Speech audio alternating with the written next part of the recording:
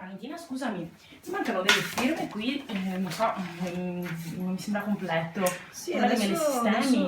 adesso te le firmo. Ma stavo guardando, hai visto quante richieste sono arrivate via web? Sono sempre di più. Certo, perché siamo molto più rapidi con le richieste via web. Infatti, se vedi, praticamente in 3 giorni riusciamo già a esaudire la pratica con il pagamento. Ma come funziona? Praticamente ci si logga, si caricano i documenti del servizio richiesto e poi devi allegare carta d'identità e busta Guarda, paga. semplicemente quando ti loghi, aggiorni la tua anagrafica una volta per tutte, alleghi la carta d'identità e la tua busta paga finché non scadono, rimangono lì per tutte le pratiche successive anche. E quindi sono un bel risparmio di tempo e Eh sì, certo, riesci in brevissimo tempo a rifarmi la richiesta e noi dall'altra parte riusciamo a pagarla in brevissimo. certo, ecco perché sono aumentate. Ah sì, è per quello. Vediamo. Sì, perfetto, grazie.